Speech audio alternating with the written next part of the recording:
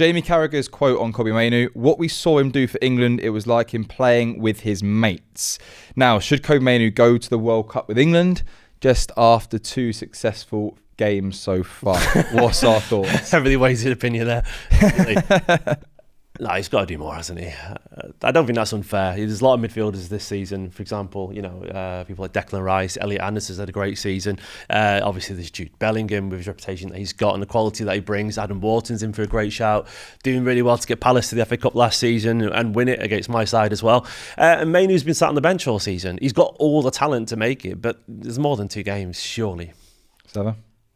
Can't agree more. Yeah, look, we can't be in a position where a player has 2 games and suddenly we're talking about them playing in a World Cup.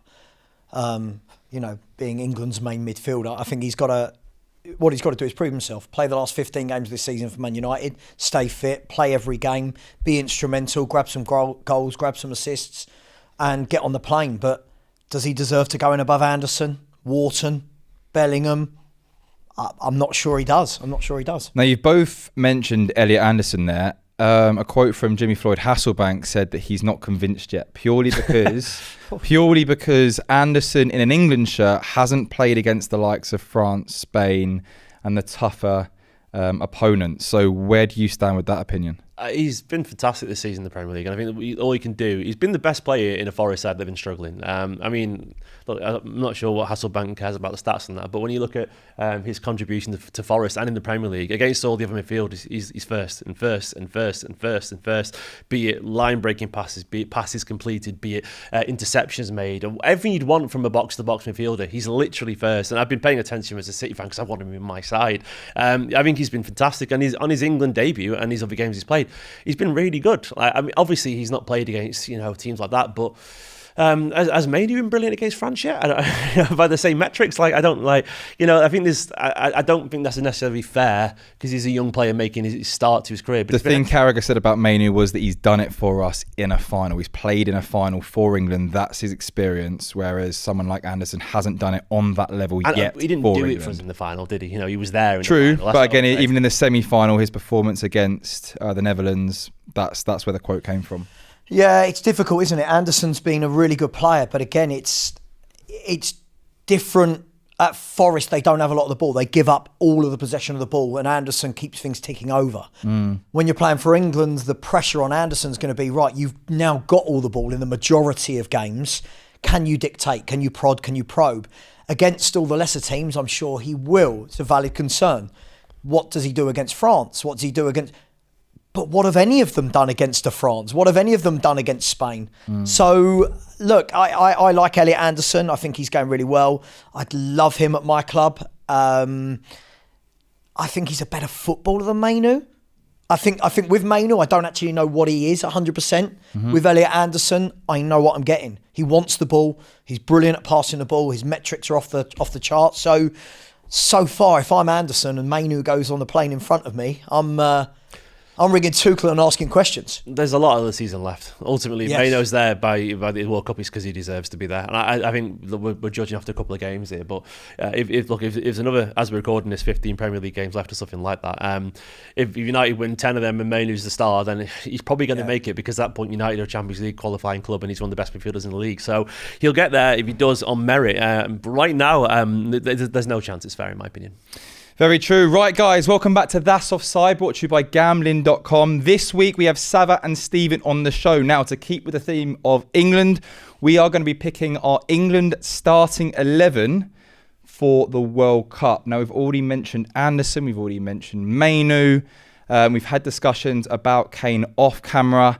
So I think this might be tough, okay? Because everyone's got an opinion. And to be fair, a lot of opinions about England are very, very, very different. So this will be an interesting conversation. So we're going to start with the goalkeeper. We're going to go for a 4-3-3. Again, you can be versatile with how you want to play that 4-3-3, whether you want 2 holding midfielders, 1-10, etc. But that's the formation we're going to go for. So who are we going to start with in goal? I don't feel like there's a lot to look past Pickford, is there? I mean... Pickford, to me, he's a good goalkeeper. I don't think he's amazing, but other English goalkeepers, I can't even. It should have been Trafford maybe, but he's obviously Donnarumma came in. I think he was promising the City shirt, and then he would have probably started for City, and then probably grabbed that shirt as well. But he's not playing, so it's not him. Trafford, Ramsdale, Henderson, Pope. It's going to be picked. Would you take 3 or would you take 4 goalkeepers? Because in the past we have taken 4, 1 for the penalties and the extra training and stuff. Or would you just take 3? I think it's going to be Pickford, Henderson, and Ramsdale. Is Pope? Pope maybe. Yeah. I don't know. I think the first 2 are Pickford and Henderson. Right? I feel like but Pickford is your number 1, and. I'll be really surprised if Tuchel throws a curveball and puts someone in front of him. Now, normally I go with left back, but this week I'm going to go with the right back because I think that might be more of a sure place. Mm-hmm. Who are we going to go for in that right back position? If he's fit, surely Reece James. You'd think so, wouldn't you? Reece James is the best defender England have got for me. Reece James, one of the best players England have got, full stop, if fit. This has to be the question, right? He's a class act, and I hate that he plays for Chelsea, but he's levels above Trent. Walker's not what Kyle Walker was. Yeah, Reece James for me. Yeah, Trent's not playing anymore, is he, at the moment for Real Madrid? So it's got to be Reece James there. It's the only Livermental's barely ever fit as well. He doesn't really play much for Newcastle, so it's got to be Reece James. Okay, who are your 2 starting centre-halves? What's your centre-half? Gay's nailed on, I think. He started to City in his first game, was excellent. I think he's nailed on at left centre-back, Mark Gay. I think he would have been anyway, even with after that, I don't know, it depends, he's fit. I'm happy to go with that. I like Mark Gay. I think he's your solid 7.5, 8 every week out of 10. You know what you're going to get. It's not a sexy name. He's not going to sell millions of shirts ever, is he? But he will do his job. He's a really good centre-half. I guess the question is... Who do we pair him with? What you've got... Konsa. Yeah. You've got Mings. You've got... Stones, if he's fit. It'd be Stones. If he's fit, it will be Stones, but he's never fit, so... Dunk. You've got... You take Burn. You've got Dan Burn. Take Dan Burn. Does Dan Burn get on the plane? Tamori. Tamori's having another good year for AC Milan in the title race. It has to, probably Chalobah. Revived a little bit this season at Chelsea. I think if John Stones is fit, it's a no-brainer. But the problem is, I can't remember the last time John Stones was fit. He's made of glass. Maguire. Right. We've not even put Maguire's name in there. Harry Maguire's an interesting one because Harry Maguire does what he says on the tin. You know what you're going to get. What does it say? That's a big tin. Yeah, that's a big tin. But do you know what I mean? Listen, I think the worrying thing more than anything is that none of those for me actually really stand out so much above the other. I think it's going to be a lottery who gets that second place. I think if Konsa is fit and playing, given Villa have had a great season, I think he'll probably get the shirt. I reckon because this Stones, it is obviously Stones if he's available, but he never is, and I'm obviously paying attention to him as a City fan. I'm incredibly disappointed, but I feel like this is how his City career is going to end. He's going to sort of leave on a free transfer probably, and I don't think he'll end up playing at the World Cup because he's barely ever fit, unfortunately. I hope I'm wrong on that, but I think it will end up being Konsa because Villa have had a great season and. I've got no problem with Konsa as a player. He's another one that goes under the radar because he's not a great big sexy name, right? He just does his job. And Villa are brilliant, aren't they? So Konsa and Guehi here, I think, solid. I've been surprised how good Guehi is. He's only played one game for City. He knew he was good, but when you watch him up close in person, he was brilliant on his debut. He's just such a composed player, really smart, aggressive defender. I actually think he's got to go to left back, but I think Guehi's presence at left centre back where he plays for England will give City lad a big shout here. So far, that back three, pacey and powerful, isn't it? It's just quickly really then, powerful. On the 2 centre halves, if we're going to take 4 centre halves, who are the other 2 that get on the plane? I think Burn goes because he can cover left back and centre half. For me, Maguire has to go.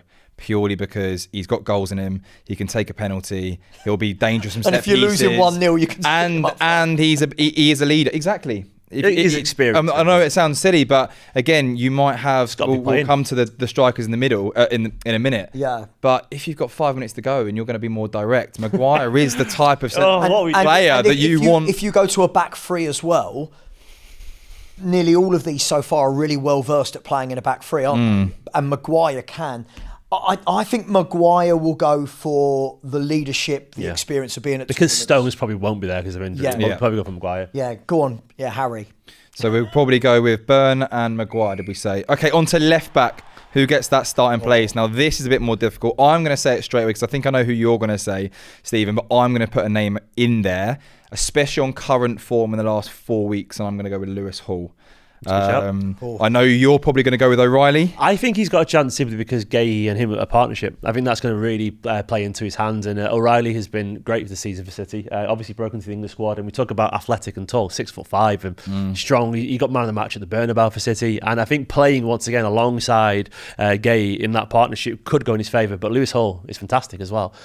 So much skill, so much ability. For one of the most technically gifted fullbacks in the league. I think he's really, especially the last month to 6 weeks, especially after coming back from that injury break, I really think his form has just gone to another level. Lewis, again, I can really see the shout for O'Reilly, but then we've got still players like Luke Shaw, Jed Spence. Surely not. It's another one, isn't it? Though it's another position where you don't have a nailed on. This is a top left back. I like Shaw in patches, but I don't think he's consistent enough. I like Lewis Hall. I think he's a good player. Nick O'Reilly has really impressed me whenever I've seen him play. But again, what if he doesn't play the rest of the season at left back for City? Do you suddenly chuck him back in? Jed Spence, listen, as a Spurs fan, Jed Spence is a fantastic one-on-one defender, but you lose everything going forward because he's got no left foot. I think it'll be O'Reilly.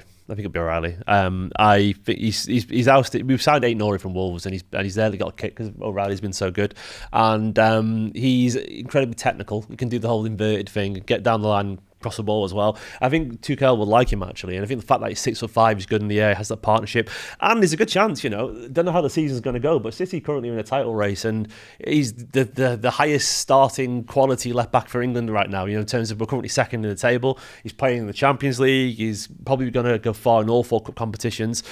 So O'Reilly's currently playing at arguably the highest standard, if that makes sense. In terms of what he's asked to do, playing in bigger games and so on. So I think he's got a really good shout. Because he's obviously. He's obviously going to be around the England setup for a long time now, presuming he stays at City. So I think he's got a really good chance, and that's not my City hat. I think it's just sort of logical. Should we go with O'Reilly then? Yeah, I'm not bothered by any of them left backs really. Perfect. I do agree with your point about Jed Spence, and I do think it's unfortunate for him that, again, especially at Spurs, he's not playing on his right-hand side, because you're right, even though we've turned to a back 3 at Spurs and he's playing a lot higher up, it's still that case of he slows it down when he cuts inside, and it is a shame because again I do think that he'd be really beneficial. He's an excellent one-on-one defender. Right, yeah, brilliant. He really is an excellent one-on-one defender. But I think to get the best out of him, I think he needs to be on that right-hand side anyway. I agree. My big issue with Jed Spence isn't ability. I find him quite lackadaisical as a player. I think that he's absolutely brilliant when he's switched on. There's too many games where he's not, and I don't want to say attitude. I don't know the lad, but. It seems like who he is, doesn't it, though? Based on what you know of him. He switches off very quickly. Follows Things around, are going bad. He seems to fall into that. Yeah, I'm happy with that back 4. Yes, guys, hope you're enjoying the show. And whilst I've got you, make sure to check out our sponsors, Bet442, and their sign-up options on the screen and in the description. T's and C's apply. 18 plus. Please gamble responsibly. Cool. So we're going to go to our midfield 3 now. Now, how do you want to do it? Do you want to have a holding midfielder, a box-to-box and a 10? Do you want to have 2 holding midfielders and 1 10? How do we want to do it? I don't know. Because again, it depends on personnel. Yeah. So who's our... Are we saying that Anderson... Can we say the obvious one? Can we get the obvious one out of the way? Can we just say Declan Rice is going to be the main man? Yeah, he's going to start, yeah. Cool. Declan Rice is in there. Yeah. Where are you playing Declan Rice in that 3? I think it'll probably be a 2 and a 1. Listen, when England are playing, if you're playing a France or a Spain, it's going to be 2 and 1. Yep. I think if you're playing somebody where we should be winning 4-0, you can get away with just Rice and a couple pushing forward. Yeah. I think 4-2. Now, this is where it gets interesting because... Okay, it depends what I would do. I wouldn't even play Declan Rice because I'm an idiot. I would play bloody Wharton, Anderson and Foden because I think they're more technically gifted than Declan Rice. But like in terms of creativity, I think Rice still has issues as a lone 6 where he can't progress the ball particularly well. Brilliant player, but I still think he has that... As a pivot, so to speak, I still don't think he's great. But Tuchel's going to start him. Right? He's going to start him, and he should do. He should do. He absolutely should do. And based on what we've seen so far from Tuchel's lineups, is Elliot Anderson already on the team sheet? I think then you go to. I think he might be. I think he might be. I think he will be alongside him. Yeah. Because then one of these two players misses out unless you play him on the left-hand side. You've got Bellingham, isn't he? You've got Morgan Rogers, who has been on fire this season, competing with Jude Bellingham. Or Foden. Foden. Or Palmer. The problem here for me is, I think if you had a more fluid, technical way of playing, you wouldn't need to play as such players in their position. So, like when the famous Barcelona teams and Spain teams, they just all interchange. Yeah. I think then you could have Foden and Rogers and Bellingham. England are a little bit more rigid, aren't they? England are very much, hang on, you're left, you must play left. I would have Rogers starting on the left, but not being a left-sided player. I would have him just there for the purposes of filling a left-side position. He does have ability him tucking in. I think Rogers has got to play. He's a difference maker. So would you have Rogers in that left position over a Anthony Gordon?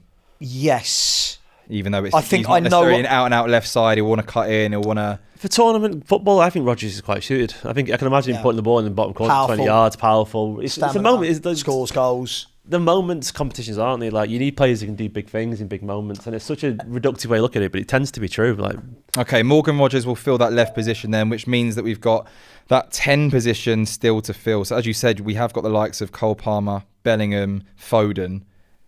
He's going to start Bellingham, isn't he? I hope not. Yeah, same. I hope not. Sorry, I said this off camera, didn't I? I'm really disappointed with Jude Bellingham. Whenever I watch him play, I feel like he ghosts so many games. Don't get me wrong, grabs a big goal or a big moment. But when I actually watch him as a player, does he dictate a game for me? Does he do enough for me considering you're at Real Madrid? I'm not sure. But he does have big moments. I'd play Foden on form. On form, I'm playing Foden. I think he's been criminally used by Gareth Southgate for years. Criminally used. And I think if he's playing and bouncing off of Anderson, Rice, Rogers, I think you're going to see a much better Phil Foden. Do you think that Southgate is at fault then for the lack of goals and assists that Foden has for in an England shirt? Yeah, maybe. I don't think Phil's done particularly well at England. I think a lot of it actually does come down to him playing 4 different roles in 4 years at City. I think he does tend to play different roles. I can admit, even as a City fan, I know the lad, but I admit that he doesn't play well for England. He's never really kind of sort of settled into a role. I don't think he deserves to have the team built around him. I don't think anyone does, but I think he definitely probably deserves to have a run as a 10 because that's why he's been most effective. He started off the season great for City. He's dipped a little bit recently, a few have to be fair. But Foden as a 10 is much more natural in that role than Bellingham for me. Bellingham, if he's going to play, should play a little bit deeper and do the box-to-box Dortmund thing he used to do. But now at Real Madrid, he's a sort of quasi-second striker thing, which I think he's a little bit limited. Don't you think the problem with Bellingham is whenever you watch him play for England, even if he's starting in that number 10 role, he naturally wants to drift into the 2 midfield positions. Yeah. And if you've got Rice and Anderson there, I don't want that number 10 also coming to the halfway line. I want that number 10. Because you also know that if you select him, the 9's also going to do that as well. Yeah, right. So yeah, for me, I think what I'd love to see with Phil Foden is getting him in that 10, but leaving him in that 10. Let him receive... I think Phil Foden's one of the best players I've ever seen on the half-turn. He receives that ball on the half-turn. Tight spaces. In the pockets, in the spaces. Yeah. And he's back to good form this year. I like Foden, so I would like him. But I mean, Palmer's kind of gone right out of this now, isn't he? I don't know. That's what I mean, because, again, he is struggling. Don't worry though, he's managed to trademark his celebration. We're all good, So. Okay, we'll go with the number 9 then. It's got to be, surely. It's Kane, isn't it? It's got to be. Can you just stay up top though, please? 2 Spurs fans, can you somehow get through to him, tell him just to not drop down. We don't need him to do that. It gets muddy, it gets congested. It's just so frustrating to watch. Yeah. Do you feel like the fact that he has done that in recent years, though? Number 1, because he's very, very good at receiving the ball in deeper areas. He's probably one of the best passers, if not the best passer of the ball in that entire starting 11. But do you not think it's because in previous years he's felt the creativity has been lacking, so he's had to kind of do it himself? Started at Spurs, didn't he? Yeah, started at Spurs. I mean, he's good at it, you're right, but it doesn't, just because you're good at something doesn't mean you have to do it. The problem he had was when Jose Mourinho was manager, we lost Eriksen, and Eriksen for years allowed Kane to stay in the number 9. When we had no playmaker, Harry Kane had to come and do that role. Plus we had we had Son with the legs to run and beyond. Right. I think he's always going to naturally drop now. I think it's built into his game. But if you do that, then you've got to have Saka, Rodgers and Foden going beyond him. If you do that, they've got to go beyond him. Yeah. It's going to be Kane. Look, there's no point in... The other striker options are what? I mean, Watkins. These are good forwards, right? Ivan Toney, Danny Welbeck. Ivan Toney haven't got a chance. But they're not Kane, are they? They're nowhere near Harry Kane. And no. Okay, question then, and this was part of a previous debate as well. Are you taking 2 or 3 strikers? And obviously Harry Kane's going to be the main striker. That's the first question. So who are the other 2, 1 or 2 strikers? Who would you take? Watkins to stretch the game. Do you only take 2 strikers, or do you have... I think you would use people like Jared Bowen if you had to, because Bowen's played for the middle bit for West Ham. See, now Hasselbank, what he said, and this is why I want to re-quote him of his point, he said you need 2 game changers, one to come on for the main man, so whether it's Ollie Watkins and Kane together, one will come short, one will stretch the game a little bit longer, but you also need that player in the last 5 minutes when you go direct to get you something. And they had Ivan Toney in the last tournament, but does that come from a striker this time round, or does that come from someone like a Harry Maguire? That is the point. Well, in the final few years back, Cole Palmer came on, didn't he, and scored. And so like that's what you'd hope for someone like that to have a similar impact. Isn't it a sign of the times now, though, that we're talking about? Bellingham, should 2 or 3 strikers go? Back in the days, you'd have 4, wouldn't you? You'd have 4 strikers going. I think you've got to have a minimum of 3. Surely you've got to have 3 in your squad, because if Kane was to get a hamstring injury in game 1, what do you do then? You say, right, you've only got Ollie Watkins, for example, for the rest of the tournament. That's 9, isn't it, really? But are we definitely saying that Saka is the right-hand side? I think so. Yeah. I don't see how Tuchel doesn't pick him. He's currently the starting winger for Arsenal, top of the league. And I don't see who else. You can argue Cole Palmer can play there, but he doesn't play there for Chelsea. He's not in great form. Gordon and people like that would be the backup, won't they? Jared Bowen, if he goes, will be a backup as well. And question going back to Kane as well. Obviously, we spoke off camera about Kane being one of the best, if not the best strikers in the world at the moment. But something that lets him down is sometimes not scoring in the big moments, the big games. In comparison to players like Haaland, if Kane was to be in that Man City team, does he get the same numbers as a Haaland? Yeah, probably, yeah. Or more? I don't know. I mean, Haaland broke the goal scoring record, so you can't really ask for much more than that. You'll get similar. He'd almost certainly get similar because he's just a genius finisher. He might get more, I don't know. But I do think there is something to be said about the whole argument about, can Kane do it in the big games? Simply because he doesn't play in them. And I think until you answer that, people would point to the Bundesliga, but it's I don't want to be sort of a little bit lazy as an English football fan and say it's the Bundesliga. But if you play for Bayern Munich, I don't think the pressure's on in the same way it would be if you're playing in a title race in England. Maybe I'm wrong there, but it doesn't feel that way, does it? It doesn't. The expectation is Bayern win the league every single year, and I think it's fair to say that about Harry Kane, that he hasn't played in the same games as a City fan, say Aguero has, where he had to score the last kick game to win a league title, or played in a Champions League final like a Didier Drogba or whatever, or gone on to fire his team to a treble like Haaland did in his first season at City. Until Kane does that, if he does well. We were saying earlier, if he does well in the Champions League for Bayern, that would maybe, but I mean, not now, I mean, later on in the competition, that would maybe go some way to allay some of those questions. But ultimately, Kane is too good to not be impactful, and he should be. He should be demanding that of himself, given his quality. Savva? Yeah, no, I don't disagree. We talked about this before we started rolling, and Harry Kane, for me, and as a Spurs fan, it's hard to say, but in all the big games I have seen him play, and Spurs have been in a Champions League final, no, he's injured, semi-finals, England, he's played in finals and semi-finals. There hasn't been that moment, when your team is struggling and you look to Messi and go, mate, we're struggling, can you get us out of trouble? And he goes, give me the ball. Mbappe, give me the ball. Haaland's done it. Do you know what I mean? These top players, the Aguero. Kane for me needs that moment to be fully respected. He's one of the greatest strikers of the last 15, 20 years. His goals are ridiculous. But if we're talking Ballon d'Ors, if we're talking the recognition that fans want him to have, he needs that one moment out of moment. Nothing where you go, wow, that was world class. And look at the World Cup final. It's fair. Look at the World Cup final. Everyone talked, didn't they, on Mbappe versus Messi. Mbappe delivered, didn't he? And they both absolutely tore it apart. Kane needs a game like that for me to show I'm here. Well, there you go then. Maybe it is this summer that Kane scores the winning goal in the World Cup final. So there you go, guys. That is our, at the moment, starting 11 on current form for what we would go for our England World Cup team. Let us know in the comment section below if you agree. There's a lot of names there that we've missed out, so let us know if you agree. And whilst we've still got you, don't forget to check out our sponsors, Bet442. There's a link in the description below and a QR code for you on the screen now.